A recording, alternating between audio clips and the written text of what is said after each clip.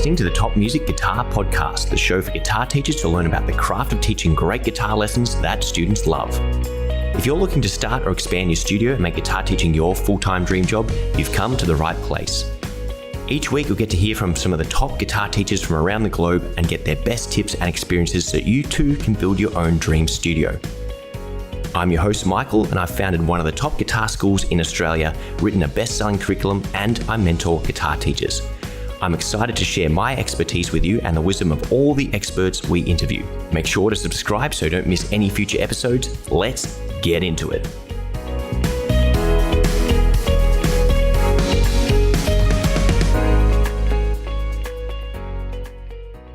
Hello and welcome to another episode of the Top Music Guitar Podcast. With me today, I've got a very, very, very special guest and a real treat, someone who is absolute royalty in the jazz fusion world as far as guitar players go, an amazing player, a fellow Aussie who's been all around the world and has now settled in Spain of all places, and someone who's got an enormous contribution to the teaching side of guitar as well as to jazz and fusion playing, and even coming up with his own tuning, which is starting to influence modern guitar playing as well. So I'd like to welcome to the podcast a very special guest, Frank Gambale. Frank, welcome to the podcast.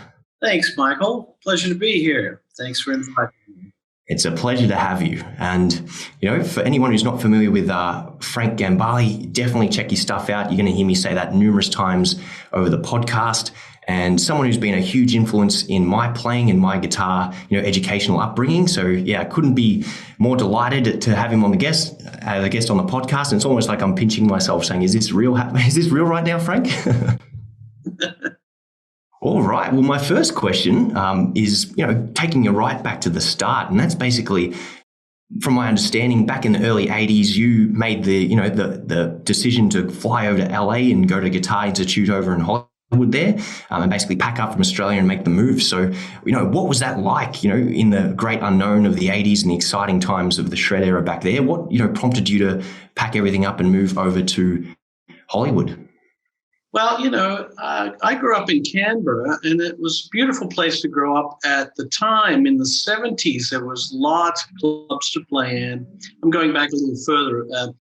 And so, I was working all the time. Since I was 13, I was in bands. My older brother, Nunzio, was a bass player, and he got all the gigs, and I just followed along, played lead guitar, we sang. It was amazing. There were all these, because it's Canberra, there's all the national, Italian Australian, German Australian, Finnish Australian, every nationality of club because of all the consulates there. So there was never a shortage of gigs. Eventually I got into a lot of cool music that was coming out of LA at the time. I would look at the album covers and they would always say, recorded in Hollywood, in Los Angeles, Hollywood, Los Angeles. I went, I have to go there. It was a magnet calling my name, especially, some of the, Steely Dan and Chick Corea, and all these records were being made right there in Hollywood. So I said, Canberra's great, and I could go to Sydney perhaps and, make my way there, or I'll just go completely leapfrog Sydney and go straight to LA. And that's what I did. But it took several years to save up the money to go. I was a young kid. When I was finished high school, I was living with my parents for several years. And I literally was practicing 12 hours a day. I just was so into the guitar. And my older brother, Nunzio, would have come with me. But, he got, he had a family already in his early 20s. So, but he did he opened a huge music store, which is still one of the biggest stores in Australia's Pro Audio Supplies. That he founded that store. He started it, and he was the first guy to have mail order in Australia. And so he went over, did some reconnaissance for me, and he went to GIT and he handed in my audition tape, and he said, you should definitely go. It's great. Everybody's sitting around playing guitar. It's just a hive, So I went, I'm definitely going. It took about 8 months or a year to save up the money to go. And I sold everything. I sold my guitars. I just brought one guitar with me in a suitcase. And, Hollywood at that time looked a bit like a war zone. I thought, this is Hollywood? It looked like, it was terrible. It had really reached rock bottom in 82. Luxury hotels that were refinished were actually looked like, all the windows were shattered and it was a squat when I got there. You wouldn't even believe it was the same Hollywood. And I'm glad over the years it cleaned up its act. But at the time, I was kind of, quite afraid to be on the streets as a young kid with my guitar. Well, America's very serious, guns and violence, and there's a lot of stuff that happens there that never happens in Australia. So I was a bit freaked out, but it was a fantastic school and the experience was amazing, and I met a lot of great people. And I can draw a straight line from that school experience to Chick Corea, my gig with Chick Corea, which really, really launched my career through the people I met. You kind of, I could have stayed in Canberra and nothing would have happened. But for me, my dream, I was so into music and guitar and still am. Nothing's changed over all these years. I had to get closer to the source was basically it. I said I could get discovered in Canberra, maybe if it was the YouTube era and I was jamming in my bedroom, but unlikely. And, this was before internet and all that. So I had to get closer to the source. And it was the best decision I ever made, because I always thought if nothing happens, at least I've gone to have a look. And I'm aware, and who knows what may happen.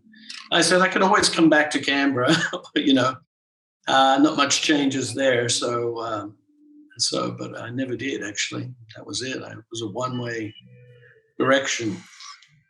Yeah, and never looked back since. No, I didn't.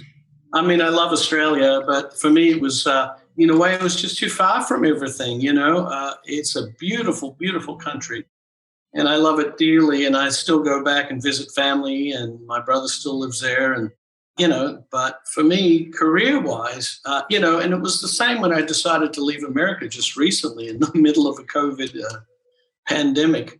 I considered Australia. But for me, as a jazz musician, a fusion guy, Europe is still a viable. There's so many jazz festivals in so many countries. I work mostly in Europe these days. I still do tour in America and South America and Asia occasionally, but a lot of it is Europe. So I thought that's the most logical place. And, Barcelona is very central to all of Europe. And so, I considered Australia again. I always had this dream to retire in Perth because I love Perth. It's a very, very beautiful city. But I don't think that's going to happen. Yeah, well, as long as you're happy where you are. And by the looks of it, you've got a fantastic setup in the background behind you as well. So, yeah, and you had to move all that stuff during the pandemic.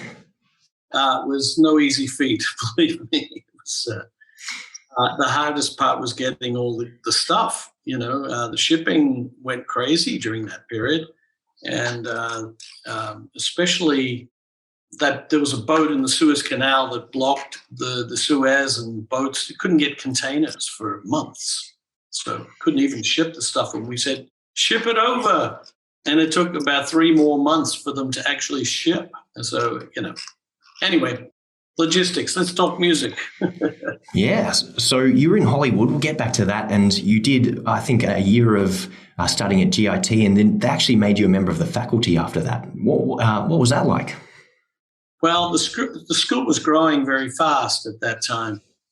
And so they took their star students and offered them jobs, to teach.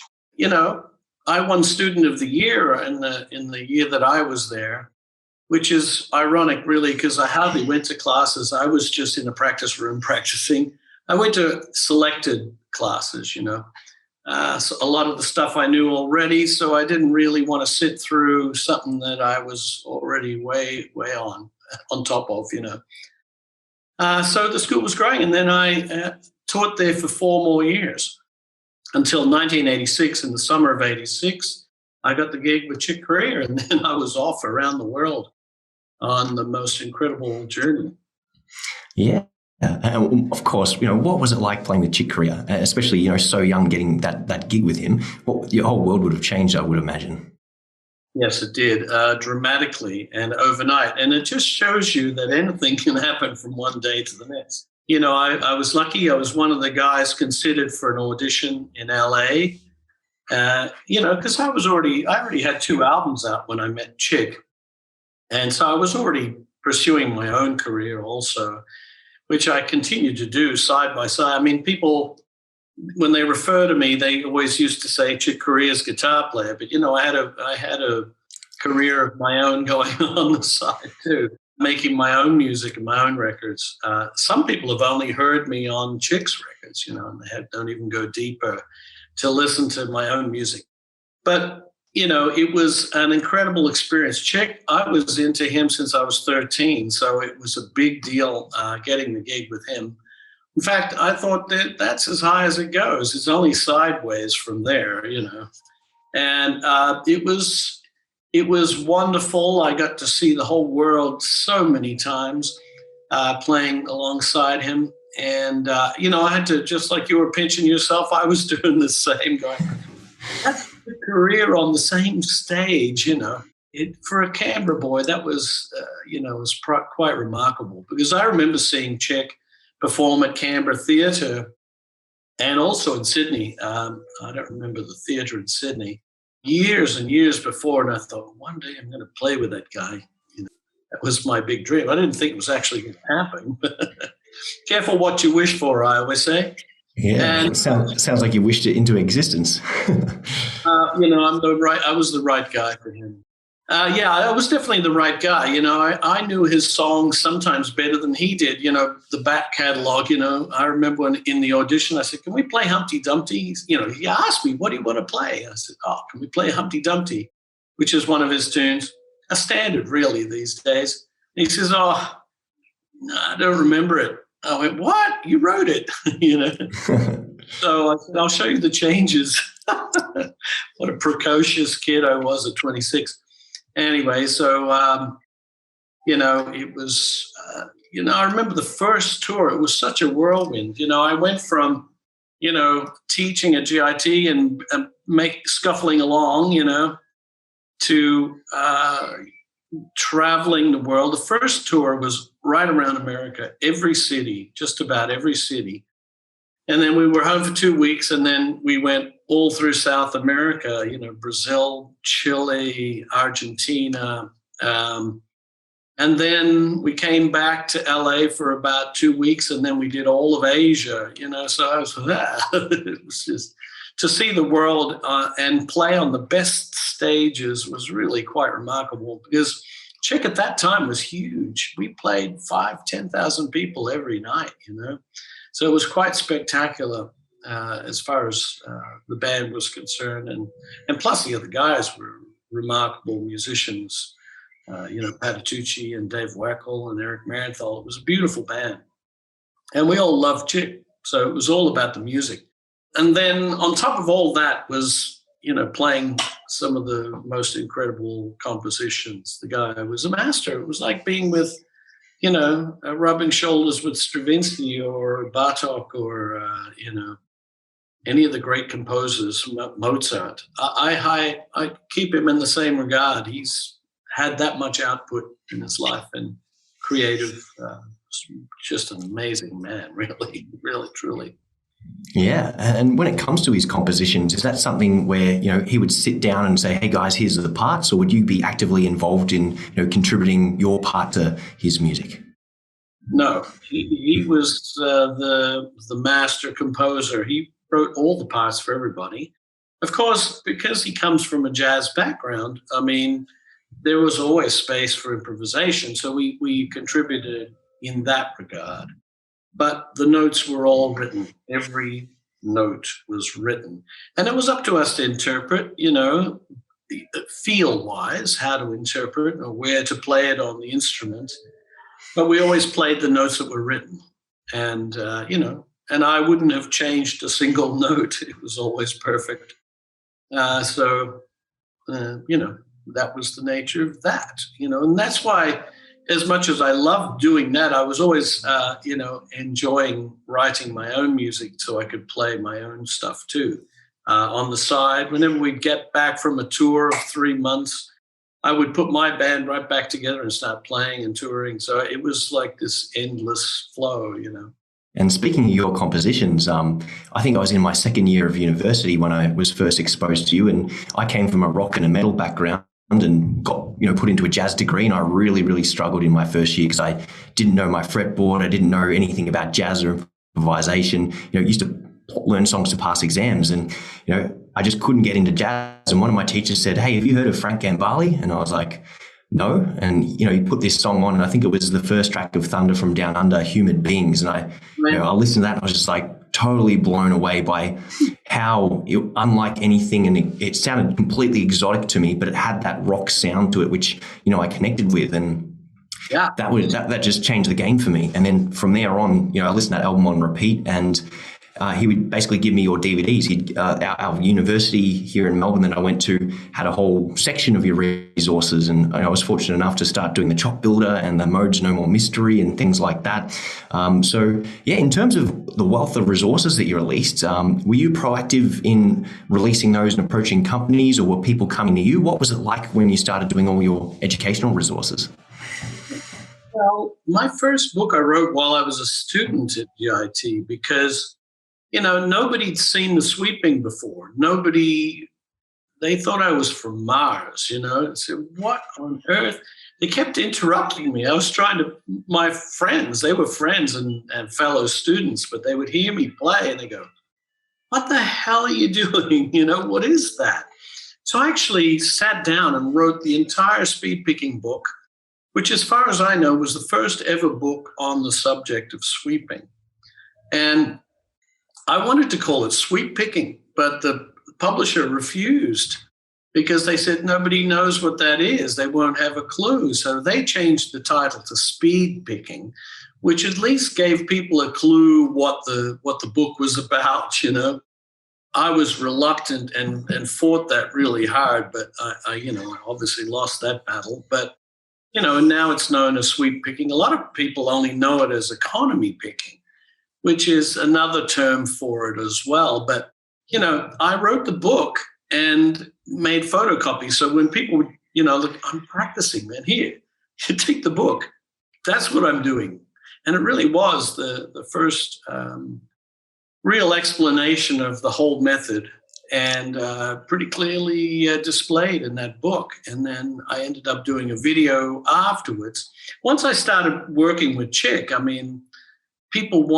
were coming to me, definitely, who is this kid? I was a kid, 26. I don't know how old you are, but I consider that a kid these days.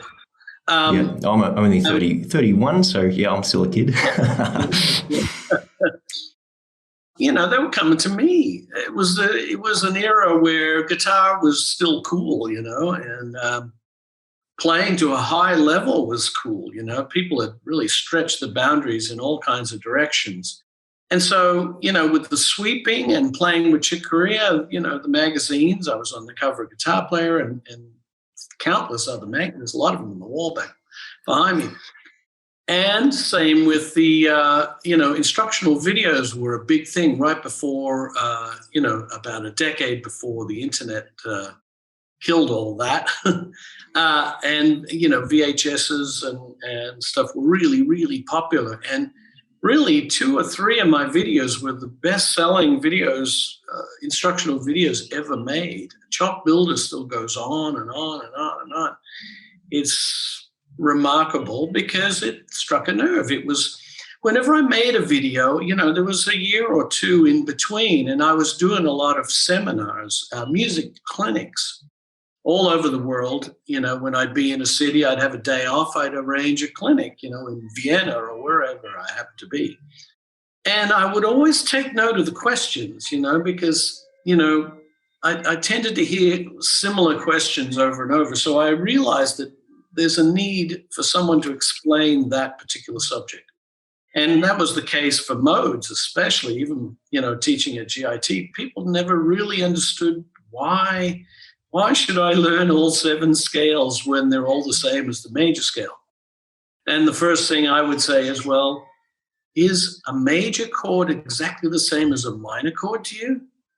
And if the answer is no, then that's the significance of modes. You have to, each mode is I thought it was a terrible translation of the word moods, because it should have been moods, because each, if you start them all on the same note, and then you'll see that they are remarkably different, completely different, all 7 scales.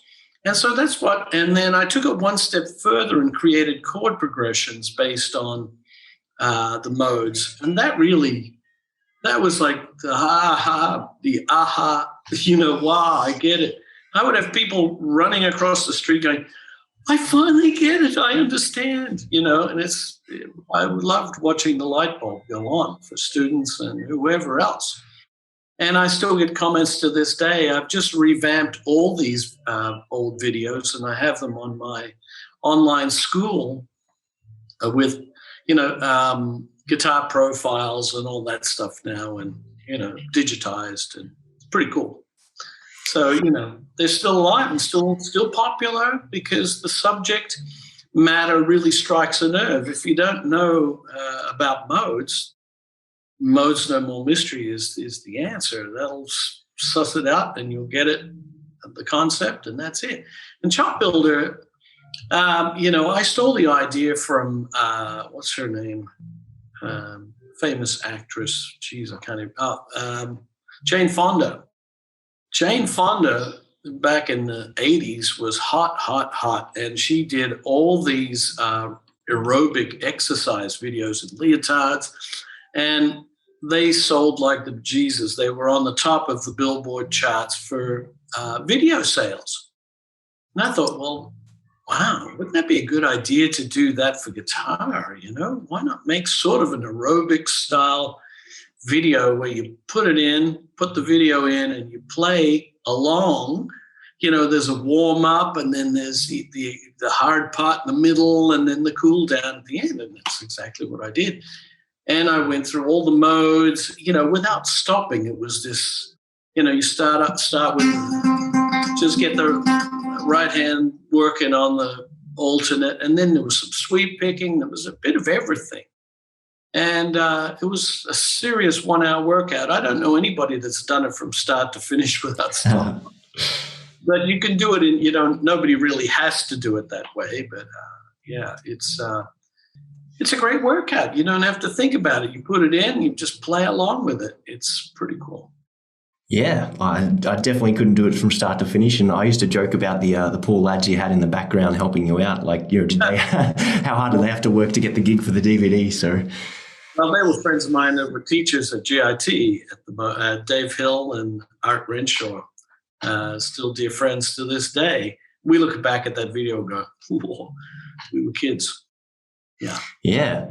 And you've obviously been in the game, almost longer than anyone else in terms of musical education, and definitely, one of the pioneers of the fusion and the shreds side of things. What have you noticed has changed in the field of musical education and guitar teaching over the last couple of decades? And what prompted you to go online and create your own music school? Well, I was involved with music schools in LA, and there was one in particular. It was a private school, the LA Music Academy, and I was asked to be head of the guitar department, which I did for 10 years. And, I was asked to write the curriculum too, which was a really big job. But it really was great because I still have the curriculum. In fact, the Harmony and Theory course is an 18-hour video lesson on my online school now. So I sort of compressed a 1-year course into 18 hours. But, the head of the school was a guy who had a degree in agriculture. I rest my case. Dealing with administration really drove me insane. He would come up to me and say, listen, Frank, the students are finding this to be a little bit too hard. Do you think you can make it easier?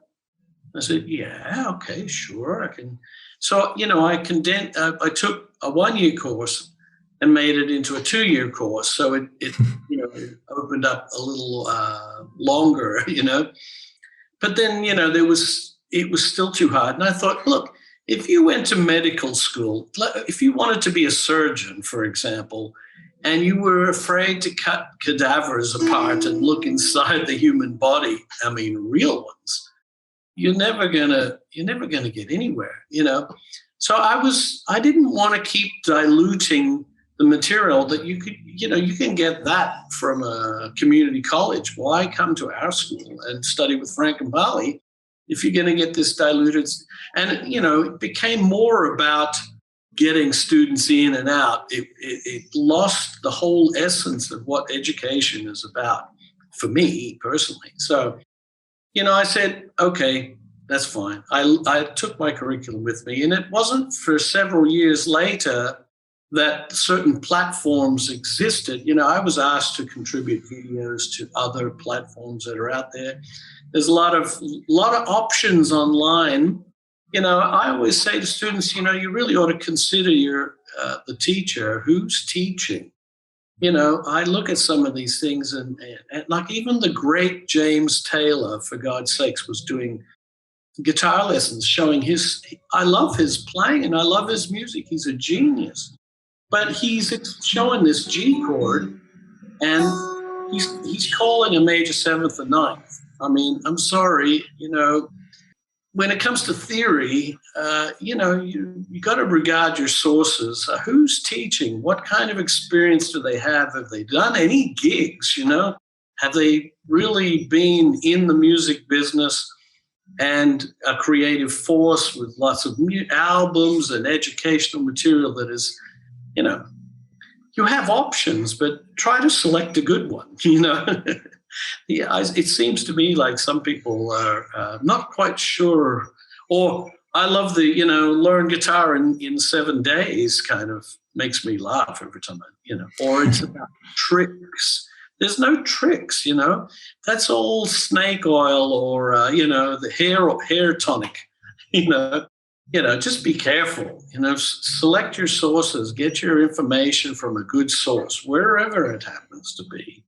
And a lot of great guitar players have great video lessons these days online. So, I just wanted to have my own place to deliver the information exactly as I wanted to do it without filter, because I know it's good.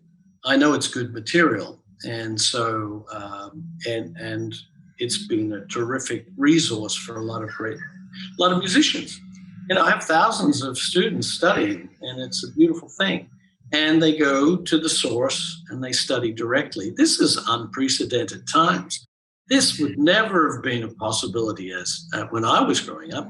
Although I did, in a way, go to the source all the time because I was learning right off the LPs, the vinyls. I would be listening and going over and over for hours, changing, listening, moving the needle, in the groove, picking up a lick at a time, So to me, I went straight to the source. I think that's always important. If there's someone that you love as a musician, you should always go to them and listen either to the music or study with them or whatever you can get from them, if that's your favorite source. For me, I've had lots of terrific influences over the years. It's chronological, When I was younger, it was blues. It was all blues. It was Hendrix and, lots of great guitar players. And so, but after 10 years, I went, I kind of know this blues scale pretty well now, Maybe there's some other chords and maybe there's some other kind of music, And I remember I had an aha, just like you described listening to my Thunder from Down Under record and how it hit you. For me, it was an album called Hymn of the Seventh Galaxy with the first Return to Forever record with electric guitar. And although it had great guitar playing, Bill Connors, I was all over Chick Corea. For me, Chick, listening to his notes was just, it just got me. I just had to learn his solos. because they were always infinitely, to me at that time, more interesting than the guitar solos. Guitar solos, did the usual pentatonic thing, which is great, but I was into all the notes. I wanted to get all those wild notes that he was playing. So I wanted to play it on guitar. And so, a lot of that stuff was so impossible to play on guitar. I had to find a technique that would make it work. So it kind of was a bit of the push. And same with Michael Brecker's saxophone solos.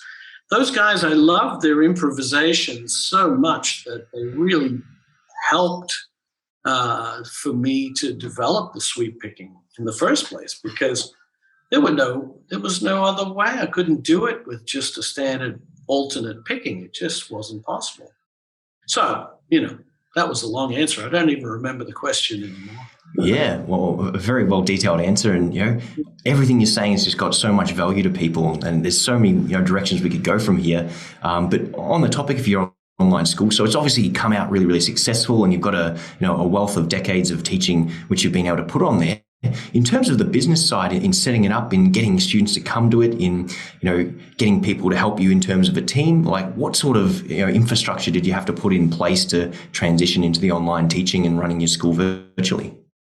Well, there's lots of ways to do education online, and it's a very big growing industry. It's a wonderful industry to be in.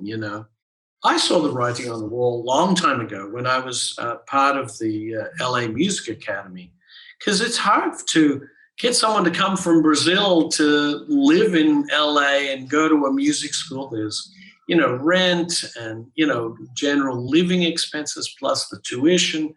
I thought even like Berkeley is $32,000 a semester. I mean, you can do a lot with $32,000 online. You know what I mean? I just don't know how, or these, and it's the same with the Ivy League universities. They're, I don't know how they they do it really. They're sort of pricing themselves. They've all had to have online presence as well. So I saw the move to online a long time ago. I started my first school in 2015, which was right at the onset of all that. And I revamped it about, when was it? Right before the pandemic, September 2019, I relaunched this new platform, which is fantastic. And, I have a couple of guys that help me out that come and do the video recording. And the hardest part is writing the material and coming up with a concept. But nowadays, I have a terrific resource of students online that I ask them directly, what do you want to learn? What do you want next? And I did that recently, and one of the overwhelming responses, I got several, but one was playing outside. So I've just done this massive course. I'm in the middle of it. I like to do the edits myself. It's time consuming. I just want it to look a certain way. I do the graphics. I love the, doing graphics too. And playing outside is a very strange subject. I was surprised that so many people wanted to know how I would teach that subject.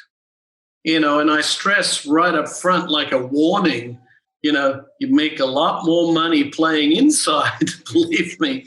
So, this is like the red light district, proceed with caution. So, I always preface playing outside with that, but it's really fun because in fact, it becomes such a liberating thing that you can play any note on anything with the right instruction and the right direction. So it's actually, I think people are going to get a lot of big kick out of this next course. But the platform, so I have people helping me, but I do, I get the raw video and I love, I spent about a year learning Final Cut Pro, and it's just a lot of fun, doing what I need to do with that. I like to edit myself because it's a lot of hours. And if I was to farm it out and have someone else do it, it wouldn't be cost effective, right? Because it takes a lot of time. So I do it in my spare time when I'm on a bus or when I'm, traveling. On my last tour, I did a lot of editing. in my spare time, and writing. I do as much as I can on a laptop, and I keep cranking them out. I've got lots more coming.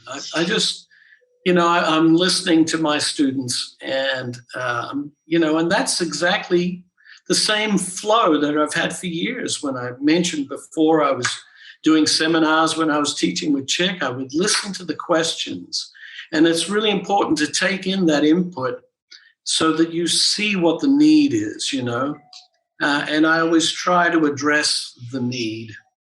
So that's what I'm still doing. I love to do it, It's a really fun, and I love to be able to, when I mentioned there's a lot of different ways to do it, like online, you can do a subscription. A lot of people have done subscription. A buddy of mine, Dave Weckel, the drummer, talked to me because I had my online school going, and he asked me a lot of questions, and he decided to go the subscription route. But to me, that is a lot more pressure, because people are paying monthly. They're going to want stuff every month, and I found that to be a bit of a treadmill. Mine's just a shop. You go online, you buy a course that you want, and then, there's a community inside that, there's discussions and stuff, but it's really just a shop. So, you study the course on your own, and if there's questions, I get around to answering them as well. But I don't want to be pressured into when I have to keep contributing material to the website. I do it as I go and as I have time and as I see a need.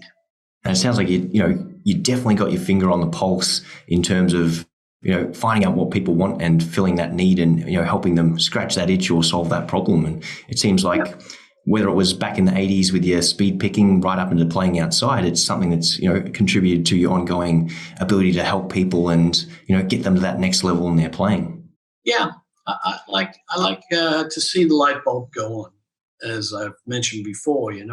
And the educational side of it's fun to me. It's contributing to the community. It's like community service, right? I mean, I could be off on my own just playing gigs and not doing any of this. And that would be fine too, making records, and hopefully people will listen to them. But, I like to contribute. I have a lot of information. I've learned a lot of stuff, and I've had a lot of great experience working with some of the best musicians that ever was, And I've really studied also. I love studying music and, finding the best way to describe something, I always say I'm like water running downhill. I always try to find the easiest way for someone to learn something. And that takes a lot. I remember there's a lot of teachers, right? But why is it that, you could go to 5 teachers and suddenly that one is the one that makes you go, I get it. Whereas the other 4, it wasn't the case. And it could be the same information that's coming at you, but it's the way it's expressed makes all the difference when it comes to comprehension. Because education, to me, if it doesn't land, if the student doesn't understand, then the whole thing is pointless. It's all about the comprehension and getting it, the idea, the concept, the whole thing. Because that's how you internalize it. If you really understand something, then there's no doubt when you play, right? But if you're not sure, or you don't know what scale or what notes go on a certain chord or what phrase or whatever, you're going to be timid. And, knowledge is power, I always say. It's a beautiful expression, and it's the truth. But it's also the comprehension, Teaching is about communicating and getting the concept across to the student where they go, yeah, got it, Wow. And I'm sure for all our listeners listening, rewind that, listen to that 2 or 3 times, because there's absolute wisdom imparted by Frank there. So yeah, Frank, it is so great to, hear your valuable insight. on, the whole journey of teaching. But again, so many guitar players, I think, fall in the trap of picking up teaching as a side gig and don't realize the impact they can have on their students. So a lot of students, unfortunately, get, bad teachers or disengaged teachers, not because they mean bad, but just because they don't put enough weight in what they do or have an awareness of, how much responsibility they have as a guitar teacher, to their students. And you sort of mentioned a bit earlier about, people just trying to get them to result quickly or just trying to get numbers through, and that, going against your teaching philosophy. So maybe, what is your philosophy when it comes to teaching and education? I think it's a very philanthropic thing. It's important. The next generation coming up, it's, we all stand on the shoulders of people that came before us. And that's how humanity and human nature, that's how we progress. And you can see it in technology. You can see it in all areas of human endeavor, whether it's biology or there's amazing stuff going on in medicine with CRISPR technology, genome stuff. I mean, this didn't happen before because everybody takes it one step further. And for me, that's the essence of what I'm doing with my online school. I want, and it's a free thing. You don't have to go there. There's lots of places for information. But my philosophy is to make sure that the standard is really always ultra high. There's no fluff. It's all stuff that if you study it and you do it diligently, you will benefit. I always give 100% guarantee on that. If you do your due diligence when you're studying my material, you will come out much better. And something you mentioned before, in the introduction to my 18-hour theory course is, and I think this is on the publicity video for it as well. I always go, when you're learning guitar, you get bits of information from all over the place. You might learn a lick from a friend. You might pick up a little thing off a record, and you might read something. The information comes from all over the place. And, in 5 minutes or even less, 1 minute, I can listen to someone play and figure out where all the holes are. Because it really is, unless you build it methodically. And sometimes, I make the analogy with a big high-rise building. When they're planning to build a high-rise building, the first thing they do is they go down about 7 stories for the car park and the foundation of the building, right? It has to have solid foundation, without which the whole thing doesn't work. You can't start on the 10th floor or the 13th floor. You have to start with a giant hole in the ground. And so right at the start of this 18 hours of video instruction is setting up the notion that perhaps you need to step back, go down, re-begin. You're more aware, you're playing for several years, but you have to go back a little bit and maybe establish a new foundation to build from, because there's holes. There's things missing from the information. You're not quite sure. You don't understand this, that, or the other. So I go right back to the beginning, with intervals and understanding that, and then chord construction. How to build a chord. What is a chord? What is it? Is it? And then then the harmonized scale, which is incredibly valuable information, without which I can't play without any of this information absolutely solid in my head.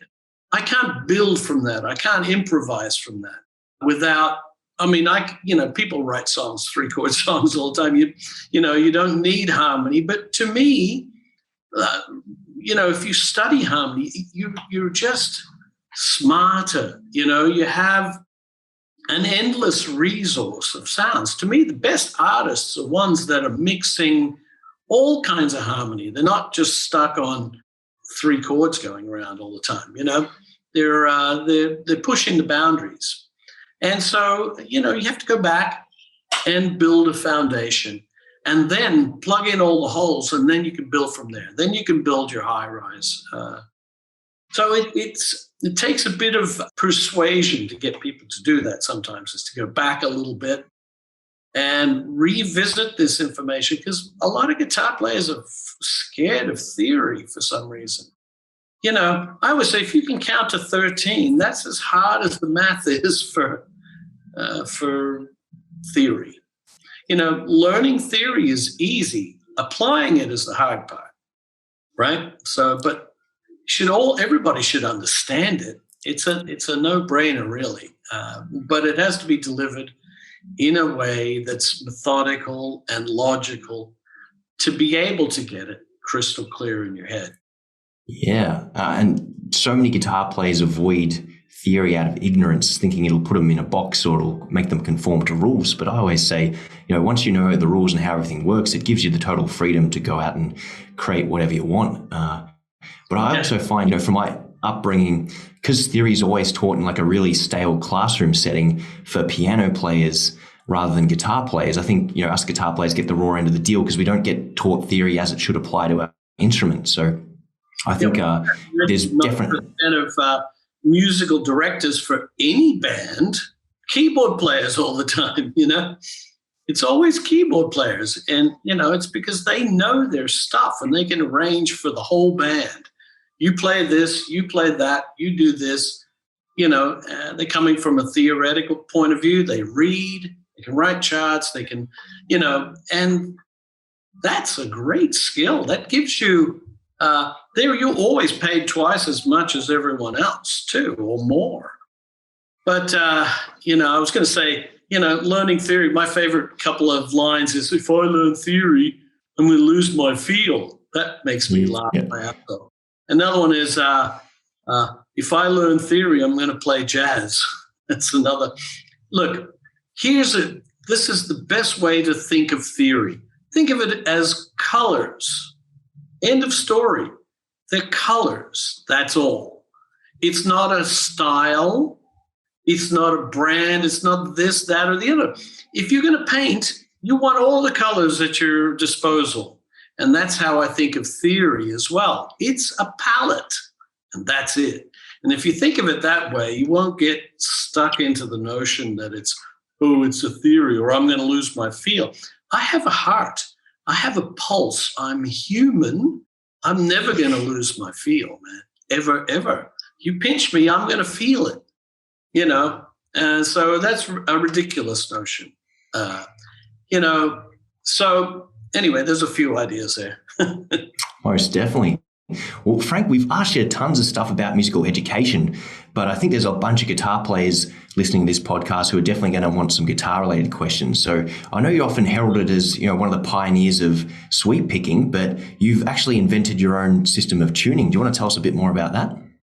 Sure. Good question, and I will indeed. I have an acoustic guitar. I have lots of guitars set up with this tuning. In 2003, and I wish it was sooner, I've been playing about 40 years when I discovered this. And, now that I think back, hindsight has 20/20, they say.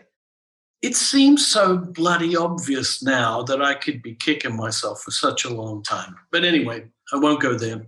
The thing is, I've explored other tuning, open tunings. There's DAD-GAD, and there's all these other ones where you tweak the tuning. That's all well and good, but the problem with that, it changes all the fingerings. It's like starting all over again. You might find a couple of cute little things and you make one song, but you feel like you're in a box because you could never probably improvise in the same way because you don't know the tuning like you know the standard tuning, right? Is that a fair comment? 100%. Okay, I'll take that. So I never really pursued them. Only all my chordal stuff. I started playing piano at 17. I almost wasn't a guitar player if it wasn't for my older brother. For 2 years, I gave up guitar from 17 to 19 because I thought I want to be able to play any chord I want without and I ended up just writing a lot of music on the piano, and I still play. I have a grand piano. I love it. I love the piano. But, I sort of went away from the chordal thing on the guitar. I mean, I play chords, of course, but all the close, cool voicings that I really wanted to play from the piano were virtually impossible on guitar. And it can be simple things. But anyway, what I discovered was if I put a couple of strings in a different octave, I could still play all the normal garden variety chords. This is the most brilliant part about this tuning. So I can still play all my regular voicings. Anybody can pick it up and play it immediately, right? That's a major plus, right? So I don't have to learn anything new. I can still play it like a normal guitar. However, now, instead of a half step looking like this, right? I can play it like that. So here's the tuning, basically. If you imagine the 5th fret capo, right? If you had a capo on the 5th fret, A, D, G, C, E, A, right? Those are the notes, 5th fret. With me? Okay, those are the open strings, except the first 2 strings are down an octave.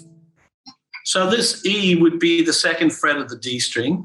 It's a wound, what would be a B string on a guitar. It's a wound D string tuned up to E. And then the top string is a G string tuned up to A, which would be the same pitch as the 2nd fret of the G string. So now I can play, like, for example, I'll take something simple. I'll make sure. And for those of you listening to the podcast at home, we'll pop the video up on the website so you can see exactly what Frank's doing. 1, 2, 3, 5 is a simple voicing on guitar. Normally, you'd need a hand, 8 inches long, but I can do it in a simple position like that. So a minor version. These are the simplest chords, but that little cluster in there. See, I can play a half step like this, which is bizarre, and major 7s. This is my favorite keyboard version of a major 7. It's 7, 7, 1, 3, 5. It would be like this. Those notes there, it's just impossible. And I can play it like a garden variety major 7. And I can play it anywhere. And I can put a different bass.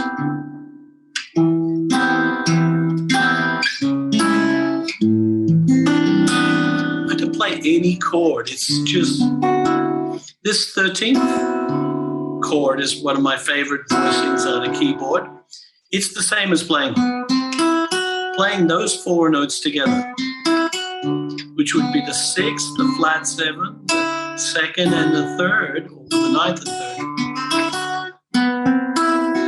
But I can play it as a chord. That's impossible on regular guitar. Anyway, so these chords are so beautiful. And you can't do it.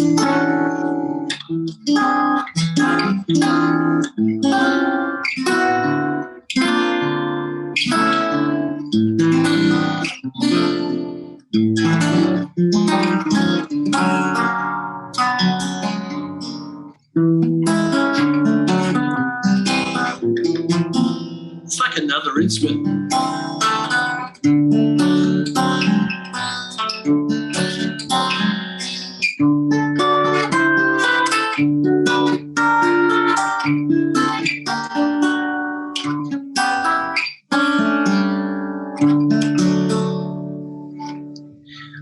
Anything is possible now, and you can just evolve further because it's the same tuning, so you could play it as a normal guitar, but I can usually add that one more note that I can't,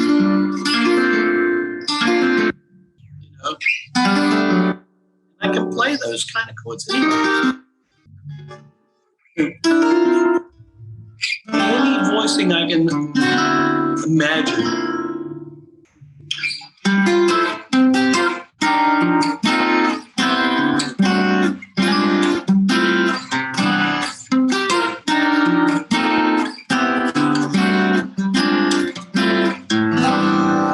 Discovered this. I had this Yamaha silent guitar, and we were in the studio with Chick Corea doing the To the Stars record. I think it was 2002. So I must have already figured this out. I keep saying 2003, but maybe a year sooner. And I went, "Hey, Chick, listen to this." And I put the headphones on his head, and I started playing all these wild chords. He went, "Oh, that's really nice." That was it. I said, you don't really understand the significance of this, do you? He says, "Oh, they're great chords, cool chords." For him, he can, he's a master piano player.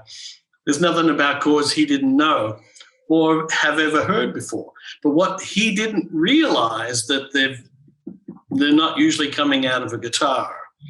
And so anyway, this is just incredible. I can't, say so any more clearly than that. It's a revolution.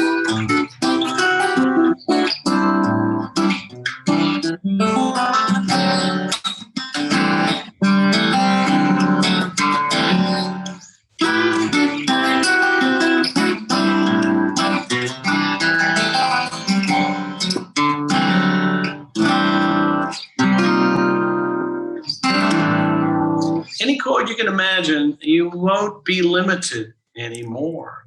So I think this is a hugely significant and important thing for guitar players to try, at least try it. I've put it in the hands of a lot of well-known guitar players, and they go like this. It just goes, oh, wow, just watch them light up like a Christmas tree. It's a beautiful thing just to see that happen. And so it's amazing. It's a really cool sound tuning. Yeah, and they are absolutely amazing sounding chord voicings. So colourful, as you'd say. You're hearing the same chords, but just in voicings you can never do on guitar. And I can tell you, for someone who's slaved away for hours trying to figure out your songs and, get to the point where my fingers are going to snap off and go, how does he do it? And then to watch you play it effortlessly with these really, really simple shapes is just a total game changer. So I'll definitely be jumping on board with this tuning. So my next question would be, where can people learn a bit more about it? Gambale tuning. It's called Gambale tuning. So let's call Gambale tuning. So do we find out about Gambale tuning from your online school? Is there a course on it there or some resources there? Nothing on that on this tuning yet. There's a couple of videos online, on my YouTube channel, but I plan to do more shortly because it needs to be flourishing, and more people need to hear it. So yeah, I'll be doing that soon. Fantastic. Now, I noticed, you recently relocated to Spain during the pandemic, which would have been a really, really tough time for you, especially having to relocate countries. But musicians and teachers in general have just done it really rough, more so than a lot of other industries, because we obviously, rely on being out there and performing and connecting with people as a source of, our art and our income. So the flip side of that is a lot of people had, 2 years locked at home. I don't know about you, but me, I was right in my element, just creating content and making videos and building my online school and things like that. Not so much for everyone, but were you able to compose during the last 2 years of lockdown? Have you got anything really cool coming up? Yeah, I do. I've written a lot of things that need completing. So, I just kept going from idea to idea to idea, which now that I'm back off the tour for a while, the group I had on the road with me was blasting. And so I'm really going to write for these guys. But I also have a new video coming. It's a single. I don't usually release singles, but this one of the tunes I wrote that I loved during this period it's a tune called Happiness Is, and this is the first time I've mentioned it to anyone. I'm going to do a little press release. But it features another fantastic Aussie buddy, Tommy Emmanuel, and the great Victor Wooten on bass, and a friend of mine, Rick Lazar, is the percussionist, Canadian fellow. And it's a very, very cool song that's just, it exudes happiness. Because I was really happy. Even though we were in a pandemic, that was one of the songs I finished, probably the only song in 2 years that I finished. I have 100 ideas that I will now proceed and finish and make a new record as soon as I can. And but this Happiness one is coming shortly, so look for that. The video is really cool. I had, there's a fellow called Nigel Dick, an unfortunate name, but he hams it up all the time. An English director that directed some of the most iconic videos. I mean, he did Tears for Fears, Everybody Wants to Rule the World. He's done Britney Spears, Oops, I Did It Again, some major videos. And fortunately for me, he's a guitar fan and he admires my work. So he gives me the bro deal on video. And have you heard of Fiverr, the website Fiverr? Yep. It's amazing what you can get people to do for $5. And so Nigel put it out there and he got video from all over the place. We gave a little snippet of the intro as a teaser so they could get the feel and dance. And we even have a guy dancing with his camel in the Sahara. I mean, wow. Pretty incredible. People from all over the world contributed to this video in their form of happiness. So I'm really excited to release that soon. And it's a very cool guitar song actually as well. There's no keyboards on this particular song. It's percussion, bass, and guitars. And Tommy plays a beautiful solo. And it's lovely to have Tommy, a fellow Aussie that I've wanted to do something with for the longest time. And we've talked about it for a long time. So we finally did something. And so that's coming soon. That sounds terrific. Well, I'm definitely keen to hear that. Two total world-class, virtuoso players in very different fields. And on one track, definitely excited for it. We'll definitely put the word out to the listeners once that one's released. But you mentioned, having a bunch of ideas and only really finishing off one, which I think is like a universal problem for guitar players and songwriters in general, is hitting that initial spark of inspiration, then hitting a wall and, either giving up or running out of the next idea. So what advice would you have or processes do you follow in your own composition for seeing songs all the way through to completion? There's lots of things you can do. It's always important to finish songs. You can't just let them hang. There's a couple of reasons why songs are not finished. Either in a hurry, you just want to jot the idea down so you don't forget it and you come back later and develop it. That's one. Another is you come to a roadblock, and you go, what the hell am I going to do now? Or how can I make this go to the next bit? That happens a lot. And it's no exception for me either. I come to roadblocks and I go, what the hell? I remember there was my latest album, Salve. It's an all-vocal album, but there's a lot of instrumental sections. And there's one song called Love Is Always the Answer.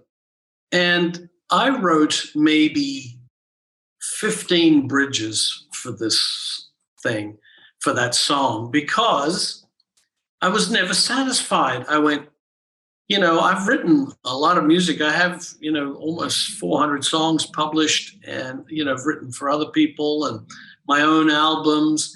And damned if I want to repeat myself, I want to be able to continuously find chord progressions I've never heard or I've never written, And so I would write one and go, it's okay.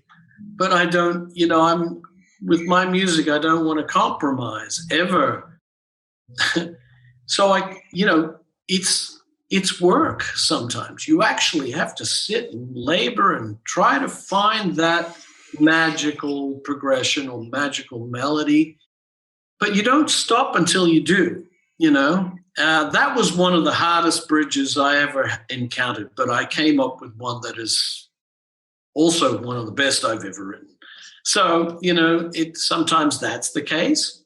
I tell people there's lots of ways to finish a song. You can take a block of sheet music, empty, and just fill in bars. You go 8-bar introduction, 8 bars. You just draw the bar lines, 8-bar or 12-bar verse, 8-bar bridge, chorus out. Just write the form. And then you fill in the chords, put in some chords, even off the top of your head. And then you find a melody that will go with that, and you have a completed song form. There's lots of ways to do it. There's no one way to write. Now, I tend to like to write on guitar or piano. And, I'm about to begin that process now. And I have a lot of very cool ideas that need to be finished and made into a record because I want to get them out. There's some moves and harmonic interest that I've never written before. Some very cool stuff. So it's a labor of love. I have mixed emotions when when I'm finished a song because I go, oh, that's the coolest thing ever. It's a labor of love. You have to sit and work at it or write new stuff where you sit down, get all your machines on, turn on your drum machines and loops, if you got a little keyboard vamp or, in an hour sitting down with your toys, if you can't come up with a riff or something, that you might try a nice, exciting career in highway cone placement. You might, you really, after an hour of jamming, you should be able to find a riff or something that's worthwhile pursuing as an idea, a musical idea. So it's work. It's labor of love, It's especially if you want to write something interesting and something fresh. Most definitely. So, yeah, anyone who's listening to this who's having trouble finishing things off, I think the most important thing there you said is the fact that there's not one way to write a song. There's just many different tools and means of writing songs and composing and finishing things and exploring all your different options and coming from different points of view. Sometimes, if you're stuck doing the same thing over and over again, try something different. Yeah, I see some apps now that you can just drag chords in and, those things frighten the life out of me. So, so I guess it's for people who can't figure out what a chord is or which ones go together. But, hopefully, I have a fear that that's just going to make everything sound the same, So, well, I think if you do listen, to contemporary radio, then, of course, that is the result that we're hearing in a lot of the stuff. But, the one solace in that is when we listen to stuff like yours and a lot of the jazz stuff where you're continuing to push the boundaries of, harmony and what is possible and always trying new things. That's why that sounds so refreshing, is because it's in stark contrast to, contemporary music where it does feel like the bar is forever being lowered and, record companies or pop artists, they just keep going with the, the 1, 4, 6, 5, all those kind of 4-chord progressions because it's a recipe that works. So I don't know. I'm aware of your time, Frank. I don't want to run too much longer if you've got somewhere to be. But maybe someone who's cut a lot of sessions and performed with, the who's who of people. What's it like, from the inside of the record industry? And what are some, tips aspiring artists should know, who do want to have a music career in this current, new age post-pandemic digital world we find ourselves in? Well, record companies still do exist. Depends how free you want to be. We always imagine that record companies are going to help us, take us to whatever level. I can't really speak about the pop world because that's not the world I'm in. In 98, I started my own record label because, again, I wanted to have full control over my albums. because I had done 5 records with JVC Records, which was considered a major label at the time. And at one point, they just decided to pull out of America and they shut their catalog. I mean, so I had no access to 5 albums that I did that were precious to me. And I tried to buy them back. I knocked on their door. I said, you can't just take them off the market. This is ridiculous. So that was an alarm bell to me that made me go, I want to be able to own my records. I don't want this to be a situation where, and so the technology exists these days and it's pretty easy. People record albums on a laptop if you got some good software, and it all depends what you want in life. If you want to try to get on the top of the charts, then you need to play that game. You probably need to have a good record company that's going to sign your band, get your band together, or get your own material together. You have to have a demo of some sort. It's amazing to me how few artists or musicians have a good demo, or one that they don't make excuses. This is going to have strings and this is going to have a vocal choir. Don't leave anything to the imagination. I mean, it can be as simple as a piano voice or guitar voice. But you need to have something great that represents you to be able to present at a moment's notice. Yeah, you're a musician. What do you do? Let me hear you. You might run into somebody that, could help you go to the next level. You can go around publishers. You can knock on doors at publishers and try to get someone to listen to your songs. Or you can try the YouTube route. I mean, YouTube is an amazing marketplace, really. If you can crack that YouTube nut and build up a following on your social media, you got to allow several years to build this up. It doesn't happen overnight. So we're all doing it. We're all bolstering our careers through the World Wide Web these days. We all have our social media outlets, and they can really, you can pay for advertising online too, and it's relatively inexpensive, whether it's a YouTube ad and you can target. It's so amazing that you could target a city. On this last tour I just did, we had sellout shows everywhere. And I spent some money targeting with Facebook ads. I had an ad for the band, a little video that I'd created, 1 minute long, like a TV commercial. They're easy to make, some clips of the band or clips of my music.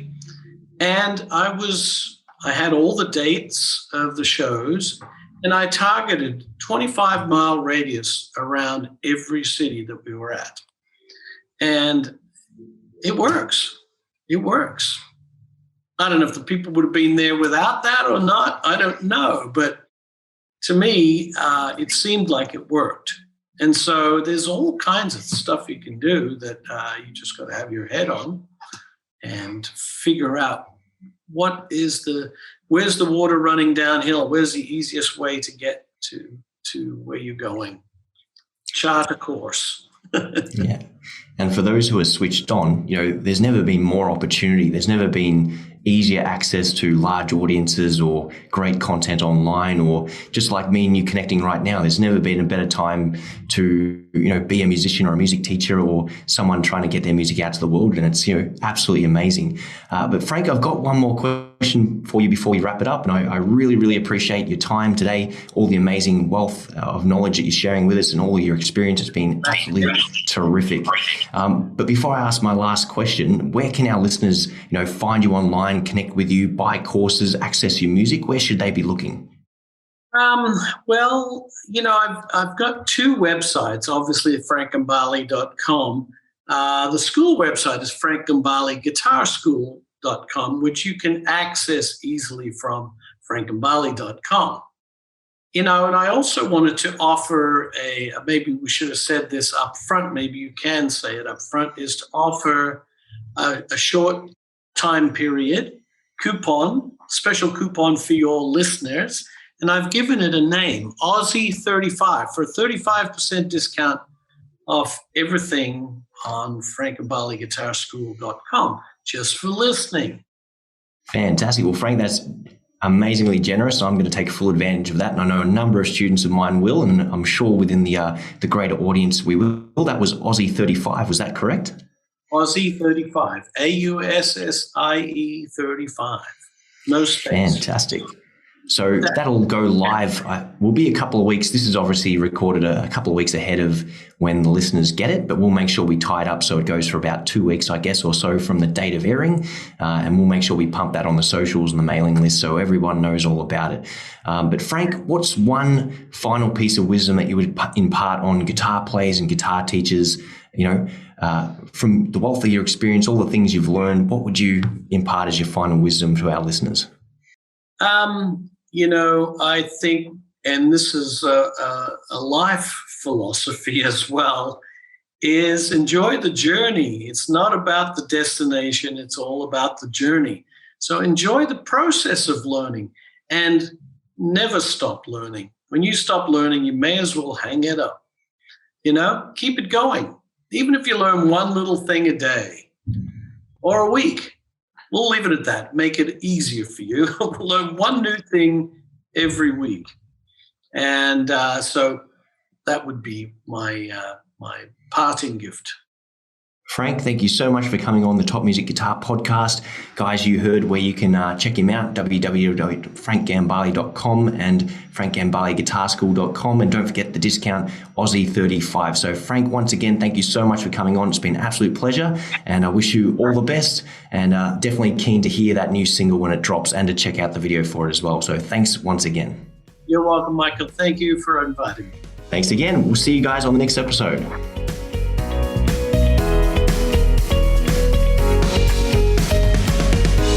If you enjoy this show and want to hear more of our work, be sure to subscribe to this podcast.